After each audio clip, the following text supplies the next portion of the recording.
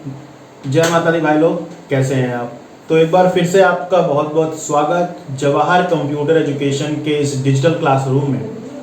बच्चों, आज हम लोग जो ये डिस्कस करने वाले हैं वो करने वाले हैं प्रोग्रामिंग। और सबसे पहले हम लोग आज सीखने वाले हैं प्रोग्रामिंग इन C++। और इसके पहले आप लोगों ने C++ का बेसिक वाला लेक्चर अच्छे से देख ही लिया होगा। और अगर उसमें कोई भी आपको बच्चों प्रॉब्लम है तो आप बेझिझक मेरे से पूछ सकते हैं, किसी प्रकार कोई समस्या नहीं है। तो चलिए बच्चों, फिर समय बर्बाद नहीं करते हैं और फटाफट स्टार्ट करते हैं आज का लेक्चर, जो कि होने वाला है हमारा कंप्यूटर में प्रोग्रामिंग लैंग्वेज का C++। और C++ में भी आपका बिल्कुल शुरुआत का जो लेक्चर है, जो यानी आपको कह सकते हो कि यहीं से हम लोग जो है वो प्रोग्राम पढ़ना स्टार्ट करेंगे और यहीं से हम लोग प्रोग्राम सीखेंगे। तो आइए बढ़ते हैं C++ की तरफ। तो चलिए स्टार्ट करते हैं लेक्चर, बिना समय बर्बाद किए हुए। तो चलिए काउंटिंग हो जाए बच्चों इसी के साथ। 3, 2, 1 स्टार्ट। तो बच्चों, हम लोग डिस्कस करने वाले हैं आज सबसे पहले कि प्रोग्राम के बारे में। जैसा कि आप स्क्रीन पे देख पा रहे होगे, तो बच्चों प्रोग्राम जो हमारे होते हैं वो हमारे दो प्रकार के होते हैं। एक प्रोग्राम हमारा होता है प्री डिफाइंड। एक बच्चों प्रोग्राम हमारे कौन से होते हैं? Pre defined. और एक प्रोग्राम हमारे होते हैं यूजर डिफाइंड। तो हमारे सामने दो प्रोग्राम हो गए। एक प्रोग्राम हमारा हो गया बच्चों प्री डिफाइंड, और एक प्रोग्राम हमारा बच्चों हो गया यूजर डिफाइंड। प्री डिफाइंड और यूजर डिफाइंड भूलिएगा नहीं, ठीक है। तो अब सबसे पहले प्री डिफाइंड प्रोग्राम कौन से प्रोग्राम होते हैं? जब हम लोग अपने प्रोग्राम को यानी अपनी वैल्यू को, अपने प्रोग्राम को रन कराते हैं। तो रन कराते समय जो हमारे प्री डिफाइंड प्रोग्राम होते हैं, इनमें क्या होता है बच्चों? इनमें सीधे सीधे आपका आउटपुट आता है। इसमें सीधे सीधे आपका क्या आता है? आउटपुट आता है। यानी आप रन कराओगे, रन कराने के बाद में सीधे सीधे आपका आउटपुट आ जाएगा। जबकि बच्चों जो हमारे ये यूजर डिफाइंड प्रोग्राम होते हैं, इन प्रोग्रामों को जब आप रन कराते हो तो रन कराने से पहले आप इनमें दोगे इनपुट। आप इनमें क्या दोगे? इनपुट। और ये जो इनपुट आपने दिया है, इसी इनपुट के अकॉर्डिंग आपको मिलेगा आउटपुट। इसी इनपुट के अकॉर्डिंग आपको क्या मिलेगा बच्चों? आउटपुट, ठीक है। तो यानी प्रोग्राम हमारे दो प्रकार के होते हैं। प्रोग्राम आपको पता है किन्हें कहते हैं? Set of instructions. Set of instructions को हम लोग जानते हैं प्रोग्राम के नाम से। तो हमारे जो प्रोग्राम है वो हमारे दो प्रकार के हो गए, एक प्री डिफाइन और एक user define. Predefine program वो प्रोग्राम होते हैं जिनमें हम लोग जब प्रोग्राम रन कराते हैं तो सीधे सीधे हमारा आउटपुट आ जाता है प्री डिफाइन प्रोग्रामों में। अभी जब प्रोग्राम करेंगे तो आपको समझ में आएगा। और जो यूजर डिफाइन प्रोग्राम होते हैं, इनमें क्या होता है बच्चों? इनमें पहले हम इनपुट कराएंगे और इनपुट के अकॉर्डिंग हमारा आउटपुट आता है, ठीक है। तो प्री डिफाइन और यूजर डिफाइन, ये हमारा जो सिंटेक्स होता है वो हमारा ये है। समझ में आपको आ गया होगा। तो चलिए आइए बढ़िए, इसको हम लोग क्लियर कर देते हैं और फटाफट स्टार्ट करते हैं अपना अगला पार्ट। इतना आपको समझ में आ गया होगा। मैं ऐसा मान के चल रहा हूँ कि आपको कोई प्रकार की प्रॉब्लम नहीं हो रही होगी और बढ़िया से समझ में आ रहा होगा। अब हम लोग जो है वो आज जो डिस्कस करने वाले हैं वो करने वाले हैं बच्चों C++ प्रोग्रामिंग को। C++ इसको हम लोग शुरुआत में बच्चों बोलते थे क्लासेस विथ, थोड़ा राइटिंग माइंड मत करिएगा, अभी थोड़ा ऊपर नीचे हो रहा है, कुछ देर बाद अपने आप वो ठीक आ जाएगी। Classes with C। तो क्लासेस विथ C हमारा जो था वो हमारा C++ शुरुआत के समय में बोली जाती थी क्लासेस विथ C। यानी कि C के साथ में हमने जब क्लासेस को इंट्रोड्यूस कर दिया तो हमारा क्या बन गया? Classes with C। और इसको आगे जाके फिर क्या हुआ कि एक हमारा बच्चों ऑपरेटर हुआ करता था जिसको हम लोग बोलते थे इंक्रीमेंट ऑपरेटर। तो जो इंक्रीमेंट ऑपरेटर था उसका एक प्लस प्लस साइन होता था। तो इसी को फिर हमने रिप्रेजेंट किया कि C के आगे दो प्लस, यानी कि C++, यानी कि C का इंक्रीमेंट स्वरूप, C का इंक्रीमेंट वर्जन। तो ये हमारा जो हो गया बच्चों, वो क्या हो गया? C हो गया। अब थोड़ी सी अगर हम लोग बात करें कि जब हम लोग क्या कहते हैं, इसकी जो शुरुआत है हमारे पास में C++ प्रोग्रामिंग की, तो बेसिक्स की मैं आपको बिल्कुल बता रहा हूँ। आप ये मान चलिए कि बिल्कुल शुरुआत से हम लोग आज करने वाले हैं। तो जो C++ की जो शुरुआत है बच्चों, वो मैं चलिए इसको हटा देता हूँ, नोट कर लीजिए पॉज करके अगर आपको ये करना है तो हमारा जो बच्चों C++ है, ये या कोई भी लैंग्वेज है, आप इसको जब पढ़ते हैं तो आपके दिमाग में 3 क्वेश्चन आते हैं सबसे पहले। कौन कौन से आते हैं बच्चों? व्हाट, दूसरा आपका आ गया व्हाई, और तीसरा क्वेश्चन हमारे जो बच्चों दिमाग में आता है वो आता है how. What, why and how, ये हाउ लिखा हुआ है, ये थोड़ा सा ऐसे, व्हाट, व्हाई एंड हाउ, ये 3 क्वेश्चन हमारे दिमाग में सबसे पहले आते हैं। तो what is C plus plus, सबसे पहला हमारा बच्चों क्या आएगा? What is C plus plus. दूसरा हमारा आएगा why are we learning C plus plus, और बच्चों तीसरा हमारा आएगा how are we learning C plus plus. तो जो पहला हमारा बच्चों है what is C plus plus, तो हम लोग बोलेंगे C plus plus is a high level programming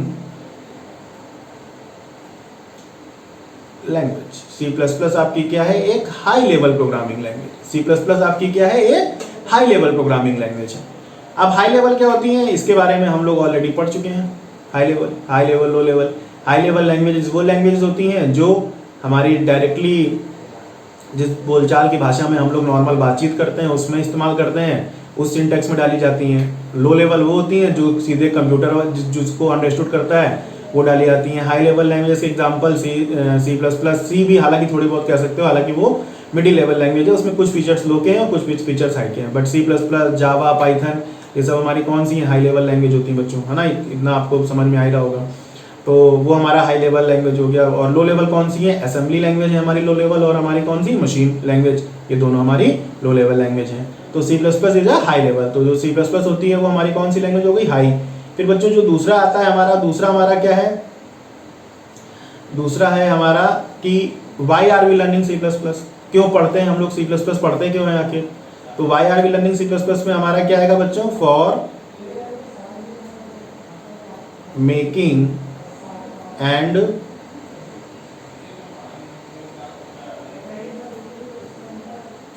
developing softwares. For making and developing softwares, यानी कि हमको अगर कोई सॉफ्टवेयर बनाना है तो सॉफ्टवेयर को बनाने के लिए मेकिंग या क्रिएटिंग, फॉर क्रिएटिंग वर्ड भी यहाँ पे यूज किया जा सकता था। तो for creating and developing softwares, इसका मतलब क्या हुआ? क्रिएटिंग या मेकिंग मतलब टू क्रिएट न्यू, मतलब जब आपको कोई नया सॉफ्टवेयर बनाना है तो हम लोग यूज करते हैं टर्म मेकिंग या क्रिएटिंग। और डेवलपिंग वाला टर्म हम लोग कब यूज करते हैं? डेवलपिंग वाला टर्म हम लोग तब यूज करते हैं जब हमको कोई चीज पहले से बनी हुई है और उसको मॉडिफाई करना है, डेवलप करना है, अपडेट करना है, तो हमारा डेवलपिंग। यानी यहाँ पर सी प्लस प्लस भाषा में हम लोग सॉफ्टवेयर बना सकते हैं। सॉफ्टवेयर क्या होते हैं? Collection of program known as software, यानी कि बहुत सारे प्रोग्रामों का एक समूह होगा, तो वो हमारा बच्चों क्या कहलाएगा? सॉफ्टवेयर कहलाएगा। तो उसी प्रकार से यहाँ पर हमारा आ जाएगा for making and developing software. तो ये अब मैं आपको मान के चल रहा हूँ कि आपको अच्छे से समझ में आ गया होगा। ठीक है बच्चों, फिर आगे बढ़ते चलिए, आगे बढ़ा जाए फटाफट तेजी से, बिंदास तरीके से। अब हमारा दूसरा है how are we learning C plus plus. तो बच्चों how are we learning C plus plus, फिर इसके लिए तो हमें पूरा सिलेबस पढ़ना पड़ेगा, और जैसे जैसे हम इसका सिलेबस पूरा का पूरा पढ़ेंगे वैसे वैसे आपको जो है वो समझ में आने लगेगा कि how are we learning C plus plus, हम लोग आखिर सी प्लस प्लस क्यों पढ़ेंगे। तो ये आपको इतना समझ में आ गया होगा, मैं ऐसा मान के चल रहा हूँ, ऐसी उम्मीद करता हूँ कि आपको ये बेसिक वाला पोर्शन तो है वो समझ में आ गया होगा।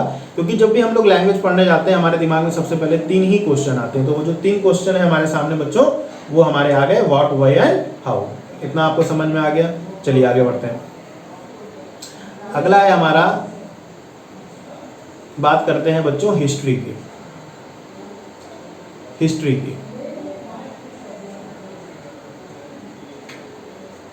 तो हिस्ट्री में क्या है? देखो सी प्लस प्लस, जैसा कि मैंने बताया पहले ही आपको कि क्लासेस विद सी इसको शुरुआत में बोलते थे, और ये सी का एक इंक्रीमेंट वर्जन है।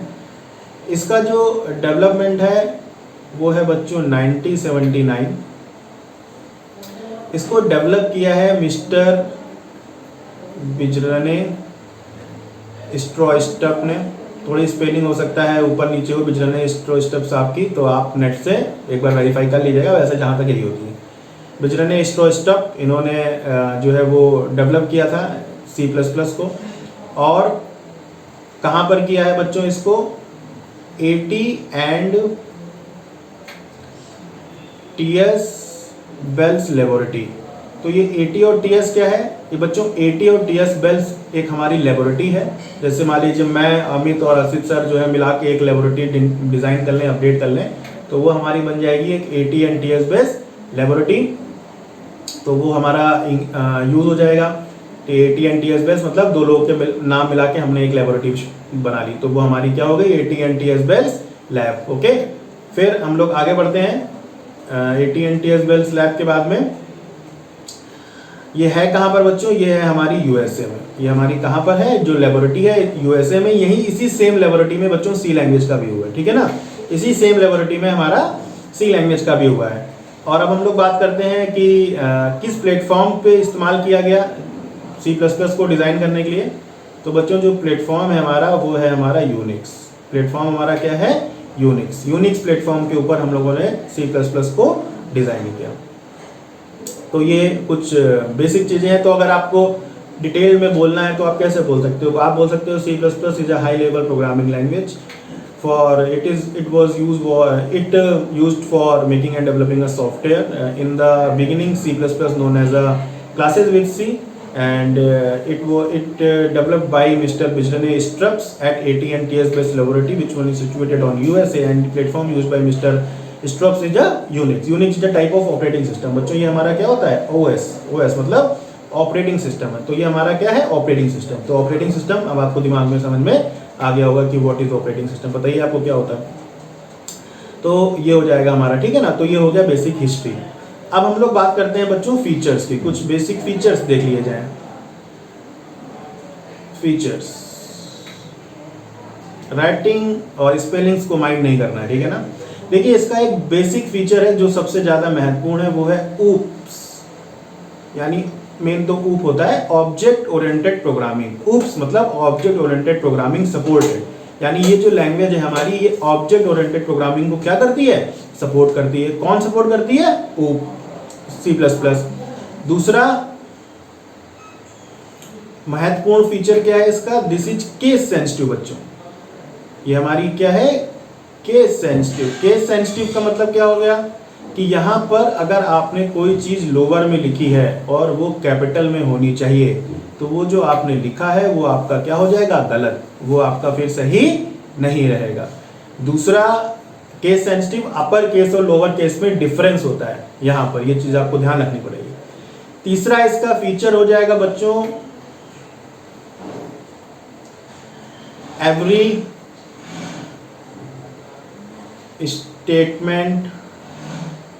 कहीं पर भी कोई भी चीज समझ में ना है तो आप बेझिझक मेरे से पूछ सकते हैं विद सेमीकोलन। यानी हर स्टेटमेंट के बाद में सेमीकोलन लगा होना कंपलसरी है। अगर आपने बिना सेमीकोलन लगे हुए कोई भी स्टेटमेंट डाला तो वो गलत हो जाएगा। ये मैं आपको मोटे मोटे फीचर्स बता रहा हूँ, ठीक है? उसके अलावा प्लेटफॉर्म इंडिपेंडेंट भी है। आप कहीं पर भी अलग अलग प्लेटफॉर्म्स में इसको रन करा सकते हैं। वैसे ये platform independent mostly high level language का जो होता है वो एक फीचर है। थोड़ा सा इंडिपेंडेंट, स्पेलिंग गलत हो गई है, सही कर लीजिएगा। INDE इंडिपेंडेंट, PENDENT, ठीक है? मे बी मैं भी गलत बोल गया हूँ बट सही है, इंडिपेंडेंट। तो प्लेटफॉर्म इंडिपेंडेंट, तो आपका एक ये हो जाएगा। तो फीचर्स में हो गया ऊप्स, केस सेंसिटिव हो गई, every statement ends with semicolon हो गया, और प्लेटफॉर्म इंडिपेंडेंट। एक और भी है आपका कि यहाँ पर कम से कम एक एटलीस्ट वन फंक्शन, कम से कम एक फंक्शन होना मैंडेटरी है। यानी आप ऐसा नहीं करेंगे कि आप पढ़ाई करें, मतलब आप लिखें और एक भी फंक्शन को यूज़ ना करें अपने C++ के प्रोग्राम में। ये पॉसिबल नहीं है। ये हो सकता है कि वो एक यूज़र डिफाइंड फंक्शन हो, इसमें कोई प्रॉब्लम नहीं, कोई समस्या की बात नहीं है, मगर कम से कम एक फंक्शन होना ही होना चाहिए बच्चों, ठीक है?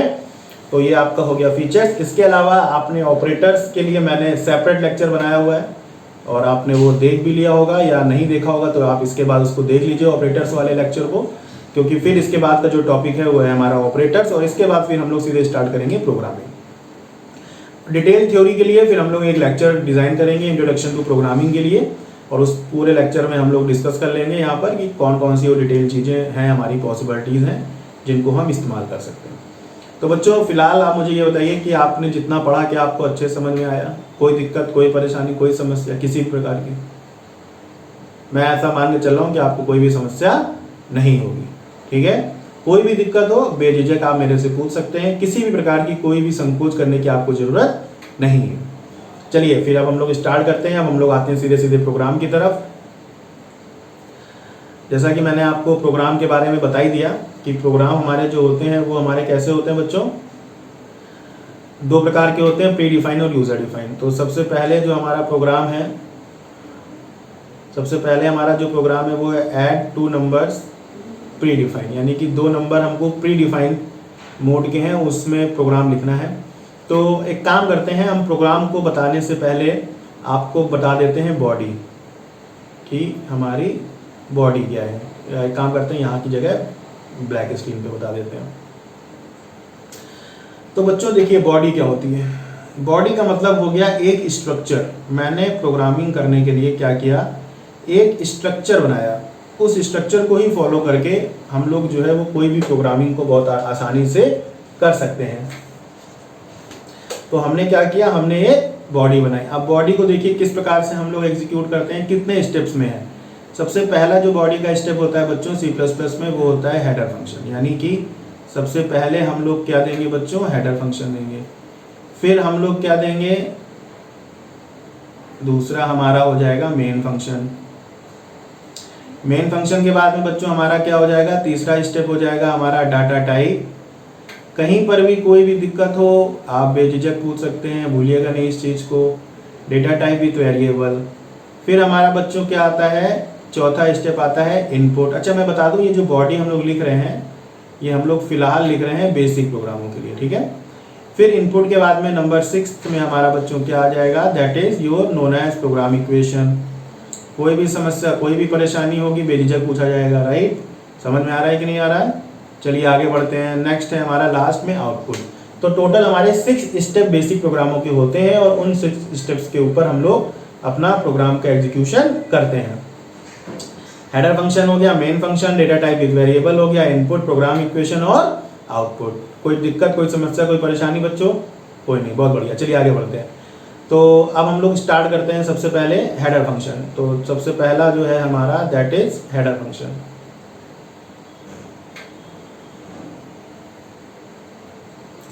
FUN की पावर n का मतलब फंक्शन होता है। अब इसको FUN CTION भी लिख सकते हैं। तो हेडर फंक्शन बच्चों बेसिक प्रोग्रामों के लिए हमारे पास होते हैं दो। पहला होता है इंक्लूड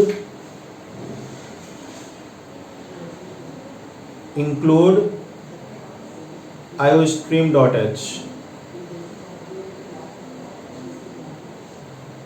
इंक्लूड iostream.h।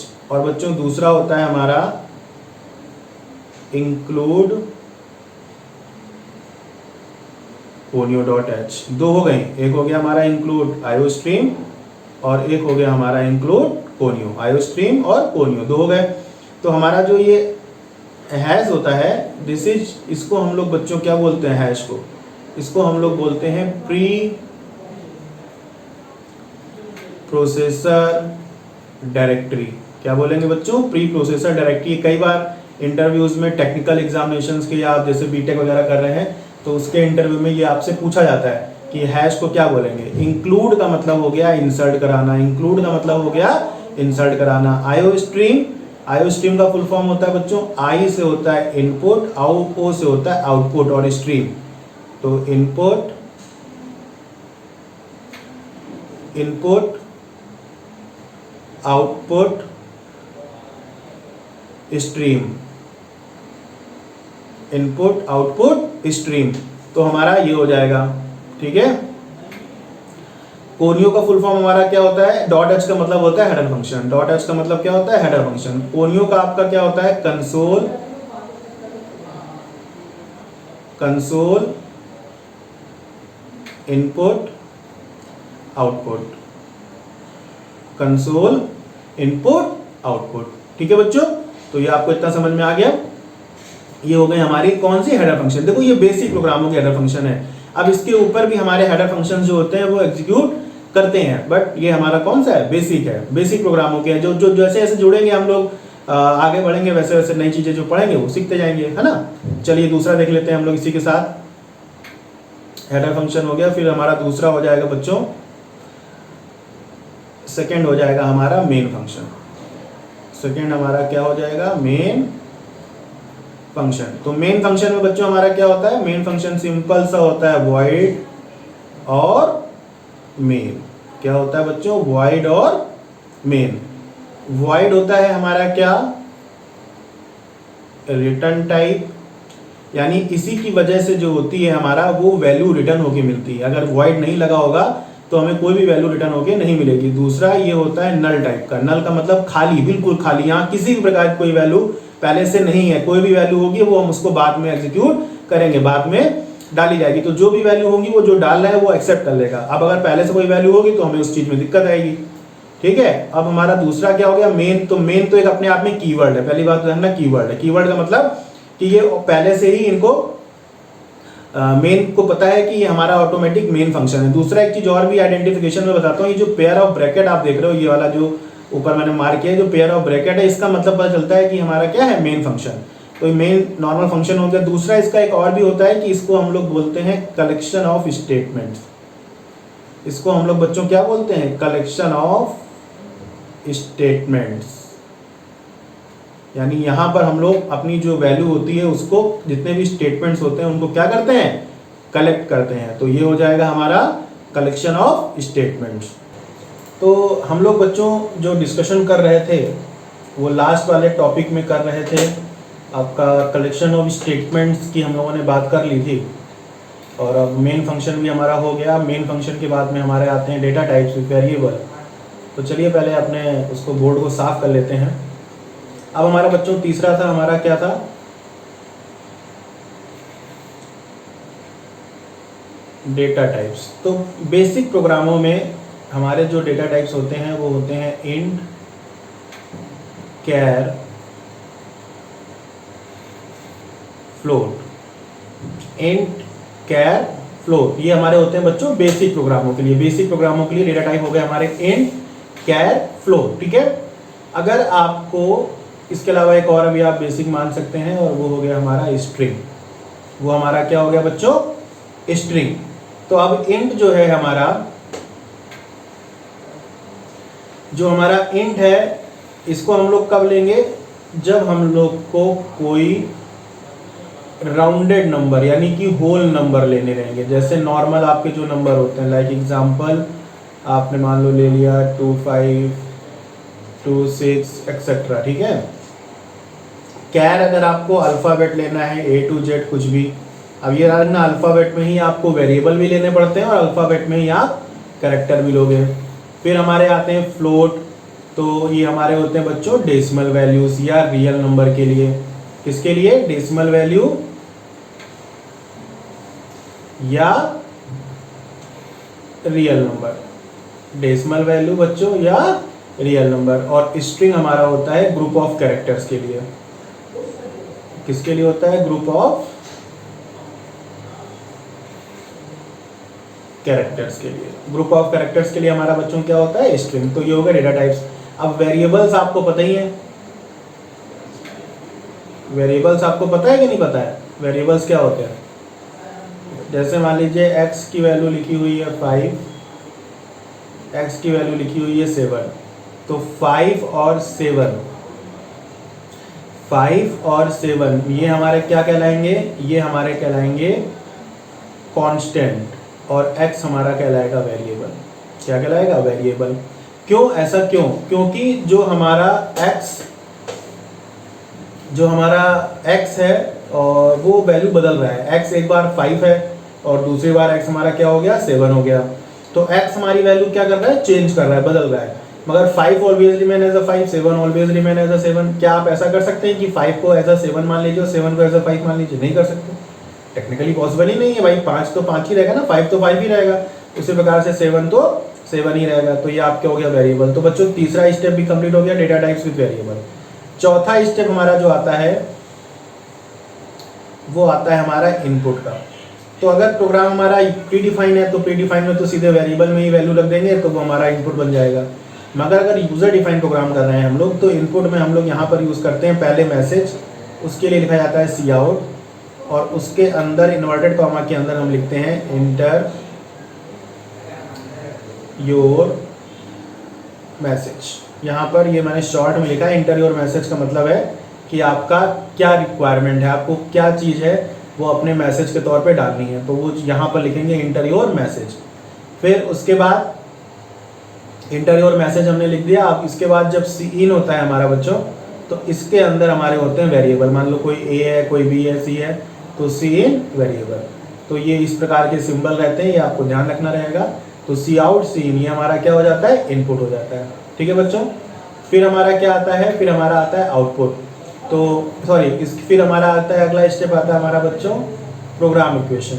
तो हमारा जो प्रोग्राम इक्वेशन होगा वो क्या होगा भाई, दिख रहा है, प्रोग्राम इक्वेशन। तो प्रोग्राम इक्वेशन हमारे बच्चों क्या होगा, समझिए, ध्यान से समझिए। देखिए प्रोग्राम इक्वेशन का मतलब क्या हो गया कि प्रोग्राम की इक्वेशन। तो मान लीजिए अगर हमारे पास ऑब्जेक्टिव है कि हमको 2 नंबर जोड़ने हैं, 3 नंबर मल्टीप्लाई करने हैं, तो उसी ऑब्जेक्टिव के अकॉर्डिंग हमको अपने डेटा टाइप के साथ में वेरिएबल डिसाइड करते हैं, और उन वेरिएबल्स के हिसाब से हम सोचते हैं कि हमको कितने वैल्यू जो है वो इक्वेशन बना के यूज़ करना है। जैसे अगर हमको 2 वैल्यू जोड़नी है, तो अगर हमें कोई बच्चों 2 वैल्यू जोड़नी है, तो 2 वैल्यू जोड़ने का मतलब क्या है कि हम 2 + 5 = 7, ये हमारा ऐसा जोड़ने का तरीका होगा। तो इसमें हमारा क्या हो जाएगा, इसमें हमारा क्या हो जाएगा, ये हमारा बन जाएगा क्या, ए, ये हमारा क्या बन जाएगा, बी, और बच्चों ये हमारा क्या बन जाएगा, सी। तो बेसिकली क्या हो गया, ए + बी = सी। मगर क्यों बोला मैंने, मगर इसलिए बोल रहा हूँ क्योंकि मगर इसलिए बोला मैंने क्योंकि यहाँ पर प्रोग्रामिंग में ये रूल होता है कि जो a + b = c है, उसमें c को आपको हमेशा लेफ्ट रखना पड़ेगा। तो यानी ये जो हमारा बनेगा वो बनेगा c = a + b।